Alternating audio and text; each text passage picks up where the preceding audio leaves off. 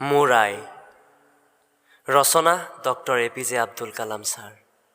অনুবাদ ডক্টৰ গোবিন্দ প্ৰসাদ ভূঞা ছাৰ।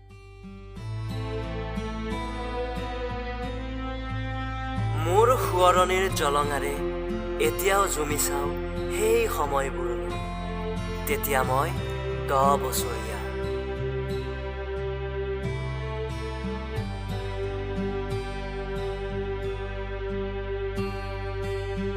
তোমাৰ নিহালিৰ তলত শুই মোৰ ককাই ভনীহঁতৰ মনত ঈৰ্ষা জন্মোৱা সেয়া আছিল একমাত্ৰ স্নিগ্ধ শীতল জোনাকেৰে ভৰোন মোৰ ধৰা।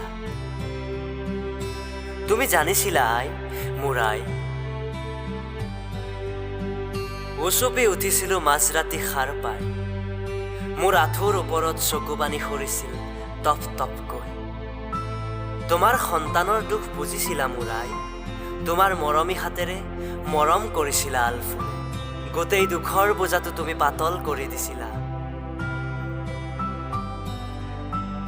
মোক শক্তিশালী কৰি তুলিলে তোমাৰ চেনেহ, তোমাৰ আদৰ, তোমাৰ বিশ্বাসে। সন্মুখীন হ'বলৈ শিকালে ভয়বিহীনভাৱে পৃথিৱীৰ, শকতিবন্ত কৰি তুলিলে পৰম জনাৰ শক্তিৰে। আমি মিলিত হওঁ মহান কয়ামতৰ দিনা আই।